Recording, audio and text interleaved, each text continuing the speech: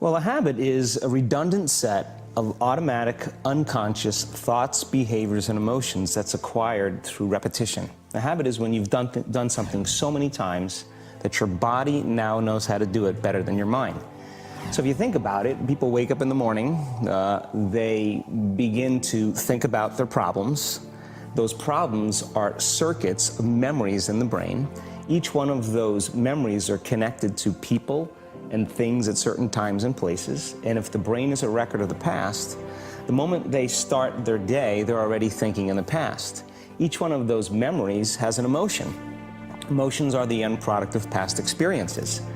So the moment they recall those memories of their problems, they all of a sudden feel unhappy, they feel sad, they feel pain. Now, how you think and how you feel creates your state of being. So the person's entire state of being when they start their day is in the past. So what does that mean? The familiar past will sooner or later be predictable future. So if you believe that your thoughts have something to do with your destiny, and you can't think greater than how you feel, or feelings have become the means of thinking, by very definition of emotions, you're thinking in the past. And for the most part, you're going to keep creating the same life. So then people grab their cell phone, they check their WhatsApp, they check their texts, they check their emails, they check Facebook, they take a picture of their feet, they post it on Facebook, they tweet something, they do Instagram, they check the news, and now they feel really connected to everything that's known in their life. And then they go through a series of routine behaviors. They get out of bed on the same side, they go to the toilet, they get a cup of coffee, they take a shower, they get dressed, they drive to work the same way, they do the same things, they see the same people, they push the same emotional buttons, and that becomes the routine, and it becomes like a program. So now they've lost their free will to a program, and there's no unseen hand doing it to them. So when it comes time to change, the redundancy of that cycle becomes a subconscious program. So now 95% of who we are by the time we're 35 years old is a memorized set of behaviors, emotional reactions, unconscious habits, hardwired attitudes, beliefs, and perceptions that function like a computer program. So then a person can say with their 5% of their conscious mind, I want to be healthy, I want to be happy, I want to be free. But the body's on a whole different program. So then how do you begin to make those changes? Well, you have to get beyond the analytical mind, because what separates the conscious mind from the subconscious mind is the analytical mind. And that's where meditation comes in, because you can teach people through practice how to change their brainwaves, slow them down. And when they do that properly, they do enter the operating system where they can begin to make some really important changes. So most people then wait for crisis or trauma or disease or diagnosis. They wait for loss, some tragedy to make up their mind to change. And my message is, why wait? And you can learn and change in a state of pain and suffering, or you can learn and change in a state of joy and inspiration. And I think right now, the cool thing is that people are waking up. That's really interesting, and where I found the deepest hooks into how powerful this can be for somebody is when you talk about trauma, and you've talked about how people experience a traumatic event, but they then basically rehearse it, and how that then has this knock-on effect. So what is that? Why do people find it so hard to get past trauma?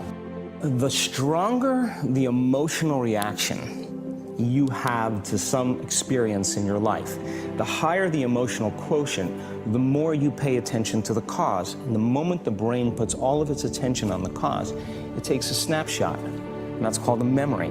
So long-term memories are created from very highly emotional experiences. So what happens then is that people think neurologically within the circuitry of that experience, and they feel chemically within the boundaries of those emotions. And so when you have an emotional reaction to someone or something, most people think that they can't control their emotional reaction. Well, it turns out if you allow that emotional reaction, it's called a refractory period, to last for hours or days, that's called a mood. I say to someone, hey, what's up? You say, I'm in a mood. Well, why are you in a mood? Well, I had this thing happen to me 5 days ago, and I'm having one long emotional reaction. If you keep that same emotional reaction going on for weeks or months, that's called temperament. Why is he so bitter? I don't know, let's ask him. Why is he so bitter? Why are you bitter? Well, I had this thing happen to me 9 months ago. And if you keep that same emotional reaction going on for years on end, that's called a personality trait. And so learning how to shorten your refractory period of emotional reactions is really where the work starts. So then people, when they have an event, what they do is they keep recalling the event, because the emotions of stress hormones, the survival emotions, are saying pay attention to what happened because you want to be prepared if it happens again. Turns out most people spend 70% of their life living in survival and living in stress. So they're always anticipating the worst case scenario based on a past experience. And they're literally, out of the infinite potentials in the quantum field, they're selecting the worst possible outcome, and they're beginning to emotionally embrace it with fear. And they're conditioning their body into a state of fear. Do that enough times, the body has a panic attack without you. You can't even predict it because it's programmed subconsciously. So then you say to the person, why are you this way?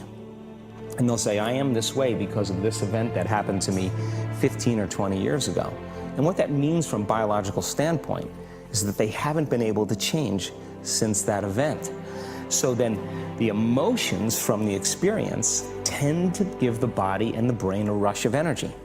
So people become addicted to the rush of those emotions, and they use the problems and conditions in their life to reaffirm their limitation, so at least they can feel something. So now when it comes time to change, you say to the person, why are you this way? Well, every time they recall the event, they're producing the same chemistry in their brain and body as if the event is occurring, firing and wiring the same circuits and sending the same emotional signature to the body. Well, what's the relevance behind that? Well, your body is the unconscious mind. It doesn't know the difference between the experience that's creating the emotion and the emotion that you're creating by thought alone. So the body's believing it's living in the same past experience 24 hours a day, 7 days a week, 365 days a year. And so then when those emotions influence certain thoughts, and they do, and then those thoughts create the same emotions, and those same emotions influence the same thoughts, now the entire person's state of being is in the past. So then the hardest part about change is not making the same choices you did the day before, period. And the moment you decide to make a different choice, get ready, because it's going to feel uncomfortable. The bigger thing is that we keep firing and wiring those circuits. They become more hardwired. So you have a thought and then the program runs. But it's the emotion that follows the thought. If you have a fearful thought, you're going to feel anxiety. The moment you feel anxiety, your brain's checking in with your body and saying, yeah, you're pretty anxious. So then you start thinking more corresponding thoughts equal to how you feel. Well, the redundancy of that cycle conditions the body to become the mind. So now, when it comes time to change, the person steps into that river of change and they make a different choice, and all of a sudden, they don't feel the same way. So the body says, well, you've been doing this for 35 years. You're going to just stop suffering and stop feeling guilty and stop feeling shameful, and you're not going to complain or blame or make excuses or feel sorry for yourself. Well, the body's in the unknown. So the body says, I want to return back to familiar territory. So the body starts influencing the mind, and it says, start tomorrow. You're too much like your mother. You'll never change. This isn't going to work for you. This doesn't feel right. And so if you respond to that thought as if it's true, that same thought will lead to the same choice, which will lead to the same behavior, which will create the same experience, which will produce the same emotion. I want to talk about that notion of, give me a little more detail on what you mean by the body becomes the mind, or the unconscious mind. What do you mean by that exactly? Well, those are two different things. Your body is your unconscious mind. In a sense, if you're sitting down and you start thinking about some future worst-case scenario that you're conjuring up in your mind, and you begin to feel the emotion of that event, your body doesn't know the difference between the event that's taking place in your world, outer world, and what you're creating by emotion or thought alone. So most people then, they're constantly reaffirming their emotional states. So when it comes time to give up that emotion, they can say, I really want to do it, but really the body is stronger than the mind because it's been conditioned that way. So the servant now has become the master. And the person, all of a sudden, once they step into that unknown, they'd rather feel guilt and suffering because at least they can predict it. Being in the unknown is a scary place for most people because the unknown is uncertain. You know, people say to me, well, I can't predict my future. I'm in the unknown, and I always say the best way to predict your future is to create it. Not from the known, but from the unknown. What thoughts do you want to fire and wire in your brain? What behaviors do you want to demonstrate in one day? The act of rehearsing them mentally, closing your eyes, and rehearsing the action. The rehearsing the reaction of what you want, or the action? The action of what you want. By closing your eyes and mentally rehearsing some action. If you're truly present, the brain does not know the difference between what you're imaging and what you're experiencing in 3D world. So then you begin to install the neurological hardware in your brain to look like the event has already occurred. Now, your brain is no longer a record of the past. Now it's a map to the future.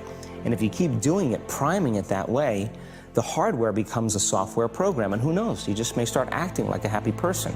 And then I think the hardest part is to teach our body emotionally what the future will feel like ahead of the actual experience. So what does that mean? You can't wait for your success to feel empowered. You can't wait for your wealth to feel abundant. You can't wait for your new relationship to feel love, or your healing to feel whole. I mean, that's the old model of reality, of cause and effect, you know, waiting for something outside of us to change how we feel inside of us. And when we feel better inside of us, we pay attention to whoever or whatever caused it. But what that means then is that from the Newtonian world is that most people spend their whole life living in lack, waiting for something to change out there. What do you mean the Newtonian world? The Newtonian world is all about the predictable. It's all about predicting a future. But the quantum model of reality is about causing an effect. The moment you start feeling abundant and worthy, you are generating wealth. The moment you're empowered and feel it, you're beginning to step towards your success.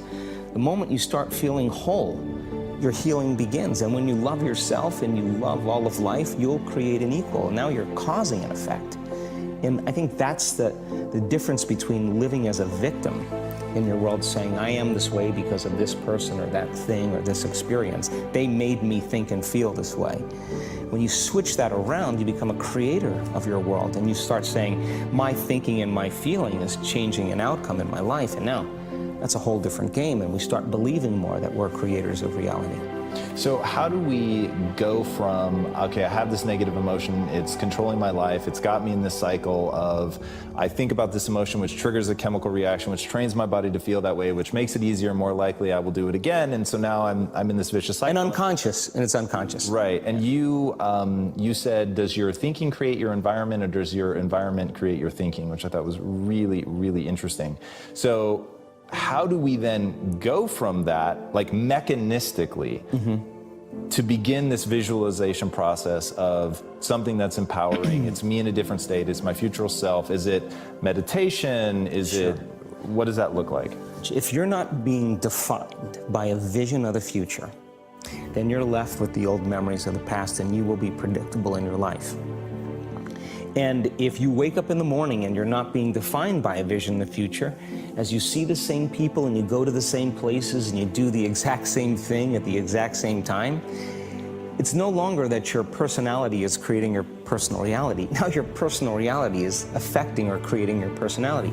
Your environment is really controlling how you think and feel unconsciously, because every person, everything, every place, every experience has a neurological network in your brain. Every experience that you have with every person produces an emotion. So some people will use their boss to reaffirm their addiction to judgment. They'll use their enemy to reaffirm their addiction to hatred. They'll use their friends to reaffirm their addiction to suffering. So now they need the outer world to feel something. So to change then is to be greater than your environment, to be greater than the conditions in your world. And the environment is that seductive. So then why is meditation the tool? Well, let's sit down, let's close our eyes. Let's disconnect from your outer environment. So if you're seeing less things, there's less stimulation going to your brain. If you're playing soft music or you have earplugs in, less sensory information coming to your brain, so you're disconnecting from your environment. If you can sit your body down and tell it to stay like an animal, stay right here, I'm going to feed you when we're done. You can get up and check your emails. You can do all your texts. But right now, you're going to sit there and obey me. So then, When you do that properly, and you're not eating anything or smelling anything or tasting anything, you're not up experiencing and feeling anything, you would have to agree with me that you're being defined by a thought, right? So when the body wants to go back to its emotional past, and you become aware that your attention is on that emotion, and where you place your attention is where you place your energy, you're siphoning your energy out of the present moment into the past, and you become aware of that. And you settle your body back down in the present moment, because it's saying, well, it's 8 o'clock. You normally get upset because you're in traffic around this time. And here you are sitting, and we're used to feeling anger, and you're off schedule. Oh, it's 11 o'clock, and you usually check your emails and judge everybody. Well, the body's looking for that predictable chemical state. Every time you become aware that you're doing that, and your body is craving those emotions, and you settle it back down into the present moment, you're telling the body, it's no longer the mind, that you're the mind, and now your will is getting greater than the program. And if you keep doing this over and over again, over and over again, over and over again, just like training a stallion or a dog, it's just going to say, I'm going to sit. And the moment that happens, and the body's no longer the mind, when it finally surrenders, there's a liberation of energy. We go from particle to wave, from matter to energy, and we free ourselves from the chains of those emotions that keep us in the familiar past. And we've seen this thousands of times. In fact, we can actually predict it now on a brain scan.